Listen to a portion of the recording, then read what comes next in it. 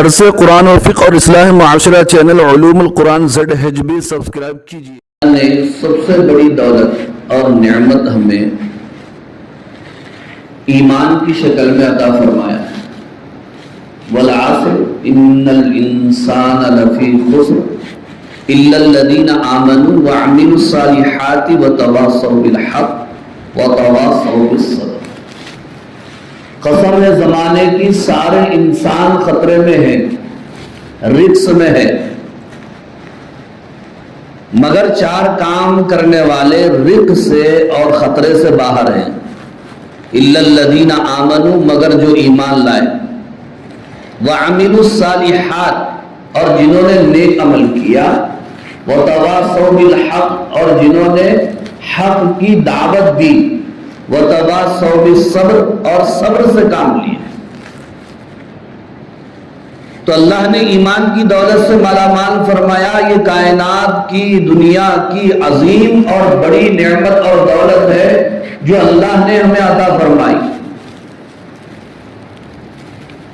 مگر بزرگ اور عزیز دوستو، آپ جانتے ہیں، کیا آپ کو معلوم ہے کہ ایمان کے بعد سب سے بڑی دولت اور سب سے بڑی نعمت کون سی ہے؟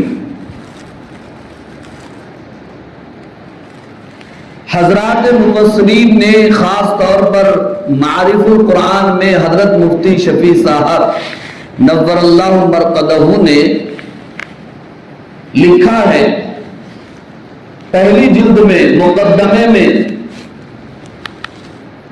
کہ ایمان کے بعد سب سے بڑی دولت، سب سے بڑی نعمت ایک مسلمان کے لیے، ایک ایمان والے کے لیے قرآن مجید ہے۔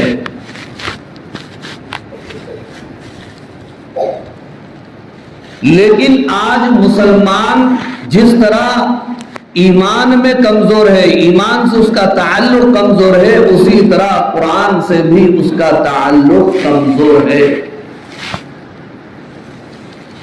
علامہ اقبال نے کہا تھا، وہ زمانے میں معزز تھے مسلمان ہو کر، وہ زمانے میں معزز تھے مسلمان ہو کر، ہم ذلیل و خوار ہوئے تاریخ قرآن ہو کر۔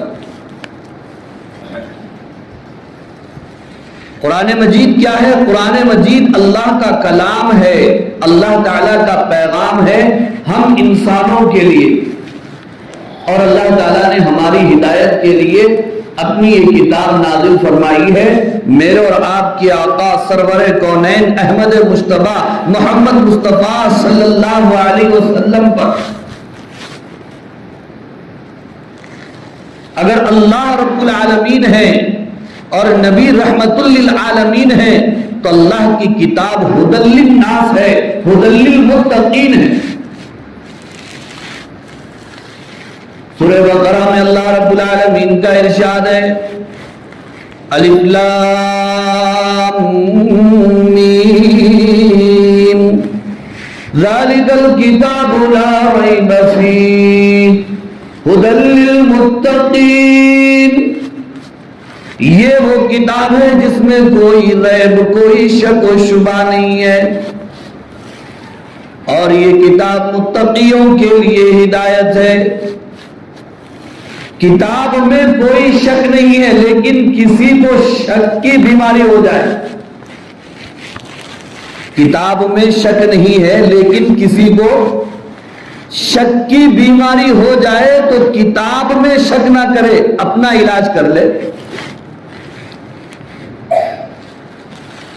ایک آدمی کو بخار ہے، شکر اسے کڑوی لگ رہی ہے، تو شکر کا قصور ہے یا اس کا اپنا قصور ہے؟ اس کا اپنا قصور ہے، وہ اپنا علاج کر لے تو شکر اسے میٹھی لگے، بجائے اس کے وہ کہے کہ نہیں شکر جو ہے کڑوی ہے، کھانا کڑوا ہے، تو اس کا اپنا قصور ہے، اپنی غلطی ہے اس کی۔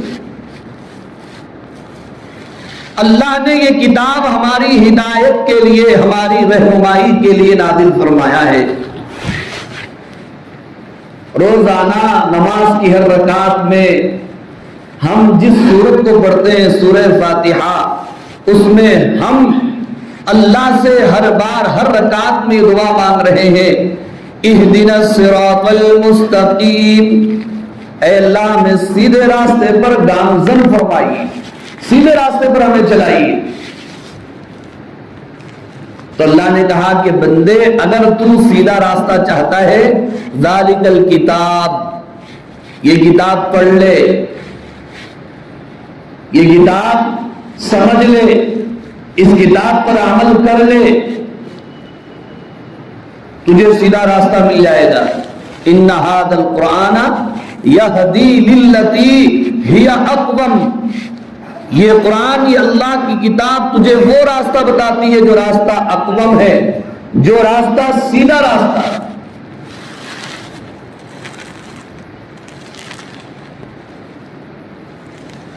دنیا میں اسلام کے حق ہونے کی دلیل کیا ہے؟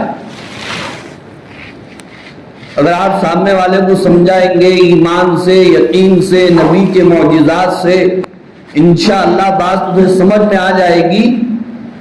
لیکن اگر بات چیلنج کی آ جائے کہ اسلام ہی حق ہے، تو آپ کے پاس ثبوت کیا ہے؟ اسلام ہی حق مذہب ہے۔ تو بزرگ اور عزیز دوستو، اسلام ہی حق مذہب ہے، اس کا ثبوت اللہ کی کتاب قرآن مجید ہے، اور قرآن مجید نے خود چیلنج کیا ہے پوری دنیا کو، وَإِن كُنتُمْ فِي رَيْبٍ مِّمَّا نَزَّلْنَا عَلَىٰ عَبْدِنَا فَأْتُوا بِسُورَةٍ مِّن مِّثْلِهِ وَادْعُوا شُهَدَاءَكُم مِّن دُونِ اللَّهِ إِن كُنتُمْ صَادِقِينَ۔ اگر تمہیں شک ہے اس کتاب میں جو ہم نے اتاری ہے اپنے بندے پر، تو پھر اے مکے والو،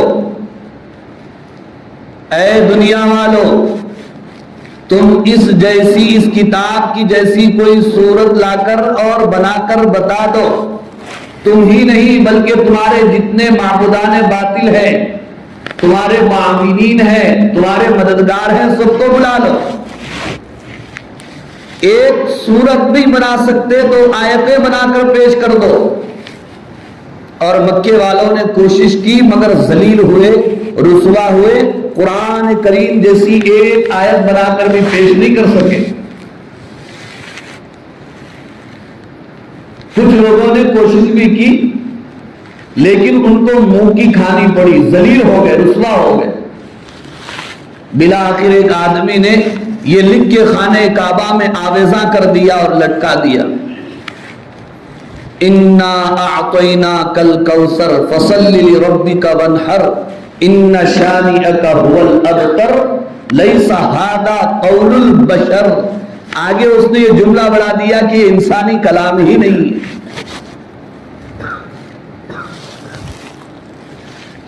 وہ دن ہے اور آج کا دن ہے، انشاءاللہ قیامت کی صبح تک ہمارا یہ ایمان ہے، قرآن کی کوئی نظیر اور مثال پیش نہیں کر سکتا۔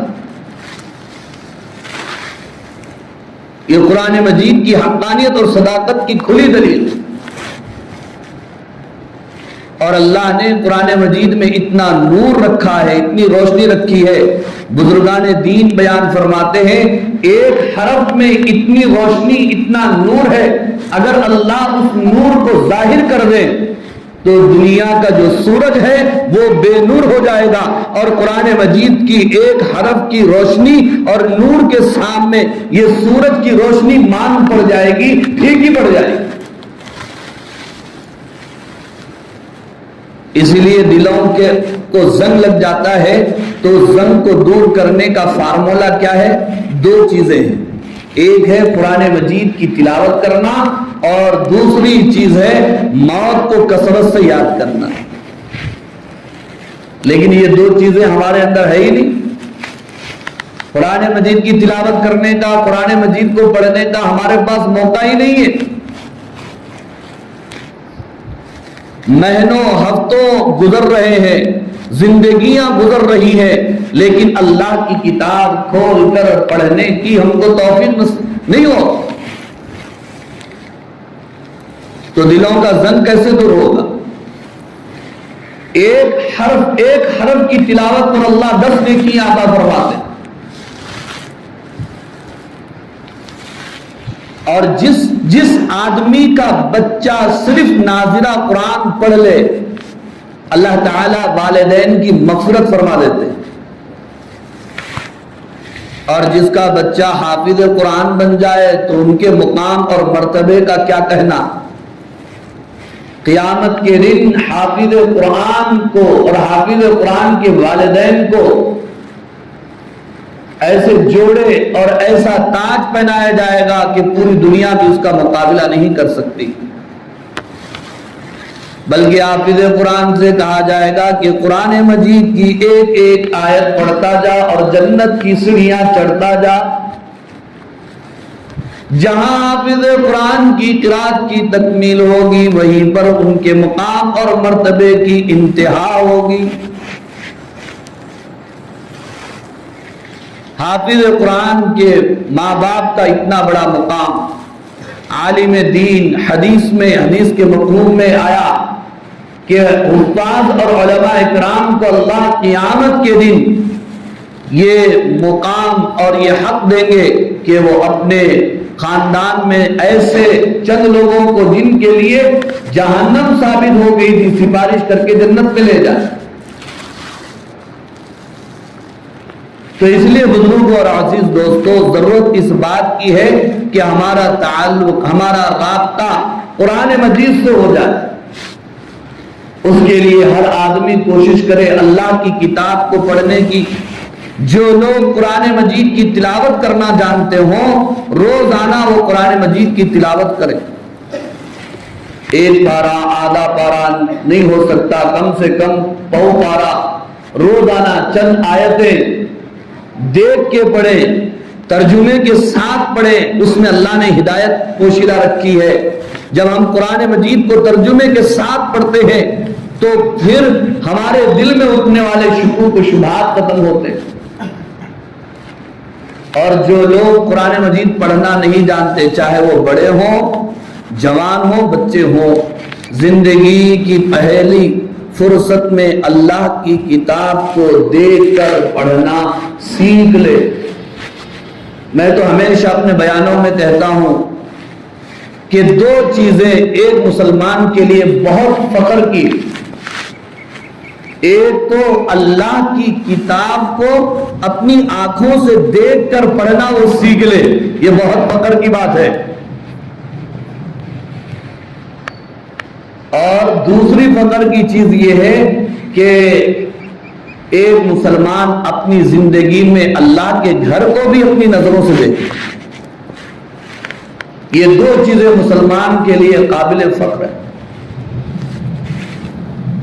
قرآن مجید کی ہم تلاوت کریں گے, روزانہ قرآن مجید کو ہم پڑھیں گے, زندگی میں خیر و برکت آئے گی, گھروں میں خیر و برکت آئے گی, کاروبار میں خیر و برکت آئے گی, اللہ سے تعلق مضبوط ہوگا. آپ کسی سے بھی پوچھ لیجئے اللہ سے رابطہ اور تعلق پیدا کرنے میں جو سب سے بڑی چیز کون سی ہے تو ہر کوئی یہی جواب دے گا کہ اللہ کی کتاب قرآن مجید.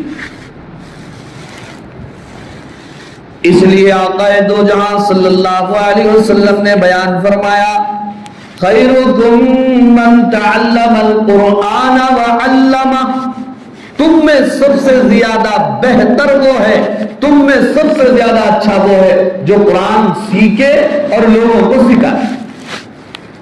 کیا فرمایا؟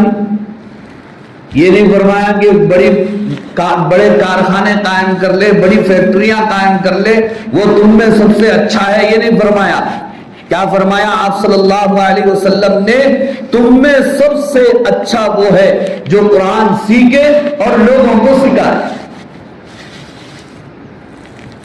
لہذا اس حدیث کی روشنی سے آپ اندازہ لگا سکتے ہیں کہ دینی مدارس کا مقام اور مرتبہ کیا ہے. دینی مدارس میں کیا ہوتا ہے؟ یہی تو ہوتا ہے, قرآن سیکھتے ہیں اور بچوں کو سکھاتے ہیں, پھر بچے سیکھتے ہیں دوسروں کو سکھاتے ہیں. خیرکم من تعلم القرآن وعلم. دینی مدارس پوری دنیا میں خاص طور پر ہندوستان میں مسلمانوں کے لیے دین کی بقا کا بہت بڑا ذریعہ ہے۔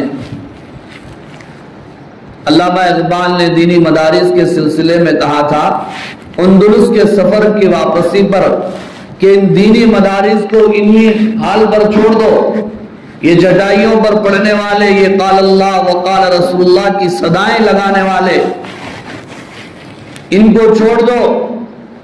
اگر یہ دینی مدارس باقی نہ رہے تو پھر اس ملک کا کیا حال ہوگا۔ میں نے اندلس کے اندر دیکھ لیا، اندلس اسپین 1000 سال مسلمانوں نے کبھی وہاں پر حکومت کی تھی، لیکن جب باطل نے حملہ کیا، اینٹ سے اینٹ بجا دی، مسلمانوں کا نام و نشان تک نہ رہا۔ لیکن کیا وجہ ہے؟ ہندوستان میں بھی مسلمانوں نے 1000 سال حکومت کی، اور یہاں پر بھی انگریز کا حملہ ہوا، اینٹ سے اینٹ بجا دی۔ 100 سال سے زائد یہاں کے باشندے اور ہندوستانی غلام بن کر رہے، لیکن اس کے باوجود وہ ہندوستان سے اسلام کو مٹا نہ سکے۔ اس کی وجہ کیا ہے؟ علماء کرام بیان فرماتے ہیں وہ ہمارے بزرگان دین اور ہمارے بڑوں کی قربانیاں ہیں، دینی مدارس کی شکل میں، جس کے ذریعے سے قرآن باقی رہا، ایمان باقی رہا، قرآن باقی رہا، اسلام باقی رہا اور مسلمان باقی رہے۔ اس لیے بزرگوں اور عزیز دوستو، دینی مدارس سے محبت رکھیے، محبت کی نگاہ سے دیکھیے۔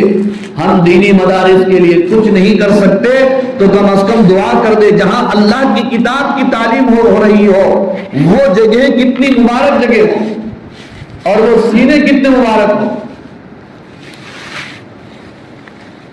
اور خاص طور پر میں آپ کو بتا دوں کہ بچوں کی تعلیم، لڑکوں کی تعلیم جہاں ہم ضروری سمجھتے ہیں، وہیں پر اس سے زیادہ ضروری لڑکیوں کی تعلیم ہے۔ بچیوں کی تعلیم لڑکوں کی تعلیم سے بھی زیادہ ضروری اور اہم ہے۔ وجہ اس کی کیا ہے؟ کسی نے کہا ہے نا، مرد پڑھا فرد پڑھا، عورت پڑھی پورا خاندان پڑھا۔ اور یہ بات بھی بہت مشہور ہے، مرد کا دین گھر کی دہلیز تک ہوتا ہے اور عورت کا دین اس کا اثر پورے خاندان پر ہوتا ہے۔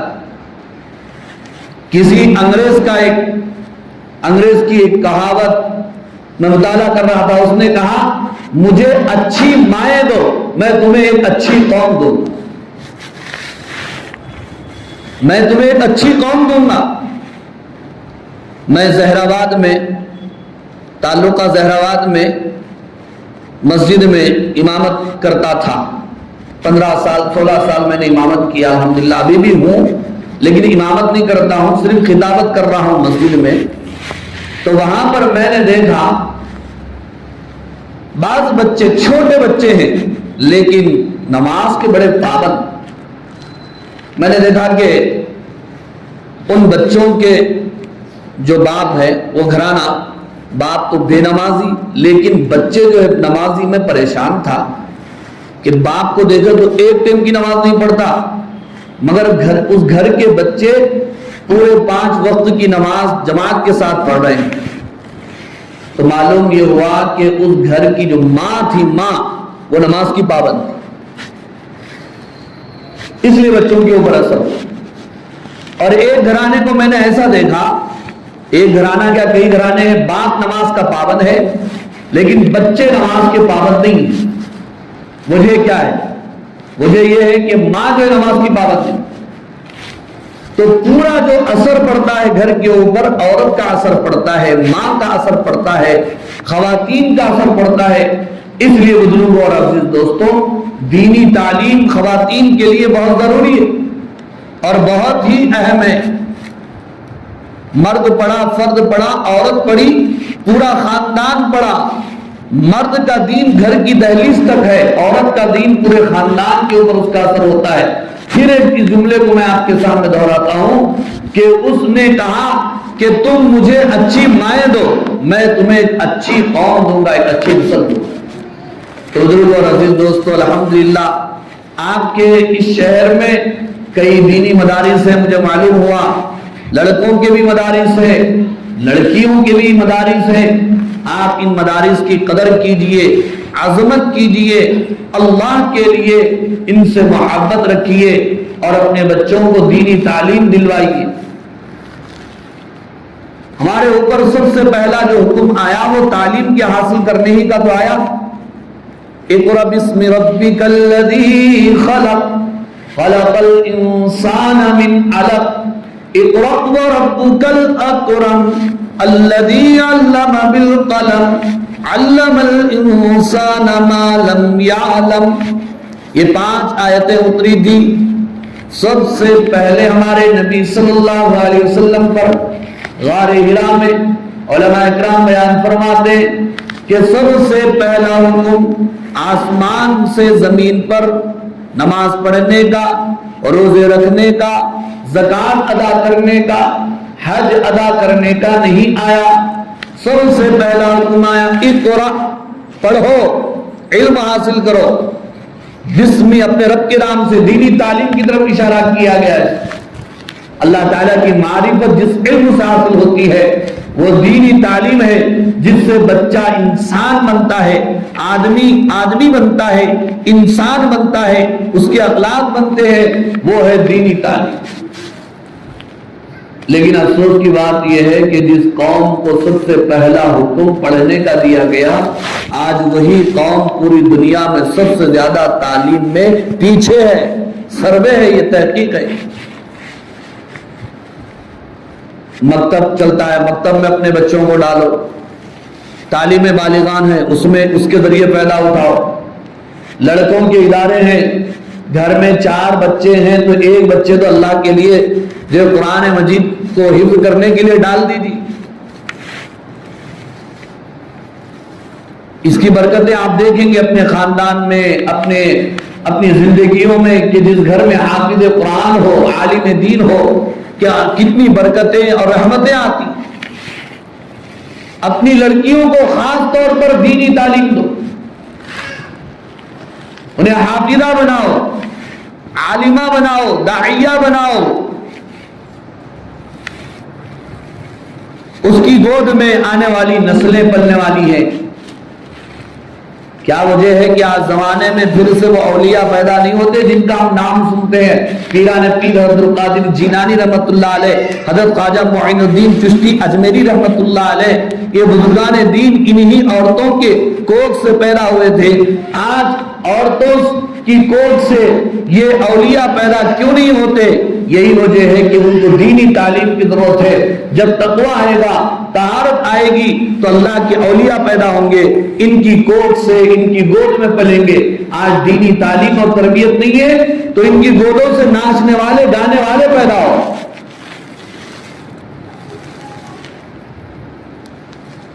معلوم ہوا ہمارے حافظ صاحب کا بھی مدرسہ ہے، حافظ علاء الدین صاحب کا، اس سے بھی آپ فائدہ اٹھائیں، اپنی بچیوں کو ڈالیں۔ اور حافظ صاحب کی صلاحیتوں سے ایک زمانے سے حافظ صاحب خدمت کر رہے ہیں۔ ہمارے ساتھ میں مولانا عبد الوحید صاحب بھی ہیں جو آپ کے پاس الحمدللہ حضرت والا آتے رہتے ہیں، انہوں نے ساری تفصیلات مجھے بتائی۔ تو بہرحال آپ حضرات کا میں نے کافی وقت لے لیا، صبح کا وقت بڑا قیمتی ہوتا ہے۔ اللہ تعالیٰ آپ کو جزائے خیر عطا فرمائے۔ آپ نے اپنی مصروفیات کی قربانی دی، نیند کی قربانی دی، بیٹھے رہے، فجر کے بعد بڑے تقاضے ہوتے ہیں ہر آدمی کو، لیکن جتنی بات آپ نے سنی ہے اللہ کے لیے اسے یاد رکھیے، آپ اسے یاد رکھیے بات کو، یہ نہ ہو آمدن نشستن برخاستن، آئے بیٹھے سن لیے۔ ایک دور ایسا تھا لوگ یہ کان سے سن کے یہ کان سے چھوڑتے تھے، ایک زمانے میں یہ کان سے سن کے یہ کان سے چھوڑتے تھے۔ آج کا دور ایسا ہے یہ کان سے سن کے یہ کان سے چھوڑ دے رہے، یہاں تک بھی آنے کی تکلیف گوارا نہیں کر رہے۔ اور جمعہ کے بیان میں تو لوگ سنتے نہیں، لیکن جیسے سنتے ہیں مسجد کے باہر چلے گئے، گیٹ میں سب چھوڑ رہے۔ نہیں، آج کی یہ باتیں آپ لکھ لیجئے، اپنے بچوں کو دینی تعلیم دلوائیے، قرآن خود بھی پڑھیے، بچوں کو بھی پڑھائیے۔ لوگ بولتے ہیں یہ عمر میں زبان پلٹتی کیا؟ زبان پلٹنا معلوم ہے؟ کہاں عمر میں، یہ عمر میں زبان پلٹتی کیا؟ زبان ہر جگہ پلٹتی، نہیں پلٹتی تو کہاں نہیں پلٹتی؟ قرآن پڑھنے میں۔ آپ دیکھو کسی سے لڑنا ہے، جھگڑنا ہے، گالیاں دینا ہے، ایسے موٹے موٹے گالیاں دیتے۔ شاید آپ لوگوں کو معلوم ہو یا نہ ہو، ہمارے پاس کچھ گروپ ہوتے ہیں، حکومت کی طرف سے اسکیمیں ہوتی ہیں، تو وہاں پر حکومت نے یہ شرط لگا دی کہ اپنے ہاتھ سے دستخط کرنا ضروری ہے، انگوٹھا نہیں چلتا۔ 60 سال 70 سال کی بوڑھی عورتوں کو میں نے دیکھا، اس عمر میں بھی انگلش میں اپنا نام لکھنا وہ سیکھی۔ جس عمر میں ان کا کہنا ہے کہ اپنی زبان نہیں پلٹتی، اس عمر میں انہوں نے اپنے نام کو لکھنا سیکھ لیا اور دستخط کرنا سیکھ لیا۔ پیسہ بولتا ہے، سب ہوتا ہے، سب آگے آئیں، اللہ کے کلام کی طرف آئیں، اللہ کے کلام کو پڑھیں، بچوں کو پڑھائیں، بچیوں کو پڑھائیں، استفادہ کریں، اس کے لیے کھڑے ہو جائیں، دعا فرمائیں اللہ تعالیٰ سے، اللہ تعالیٰ ہمیں کہنے سننے سے زیادہ عمل کی توفیق عطا فرمائے۔ وآخر دعوانا ان الحمدللہ رب العالمین۔ درود شریف پڑھ لیجئے، انشاءاللہ دعا۔ الحمدللہ رب العالمین، والصلاة والسلام علی سید المرسلین، ربنا آتنا فی الدنیا حسنۃ وفی الآخرۃ حسنۃ وقنا عذاب النار، ربنا اغفر لی ولوالدی وللمؤمنین یوم یقوم الحساب، اللہم انت السلام منک السلام یا ذا الجلال والاکرام، اللہم اجرنا من النار، اللہم انا نسألک الجنۃ ونعوذ بک من عذاب النار۔ اے اللہ ہمارے گناہوں کو معاف فرما، ہماری خطاؤں کو درگزر فرما، ہمارے جملہ صغیرہ کبیرہ ظاہری باطنی چھوٹے بڑے ہر گناہ کو معاف فرما، ہم میں ہماری نسلوں میں اولیاء اتقیاء اصفیاء علماء مجاہدین و مبلغین پیدا فرما۔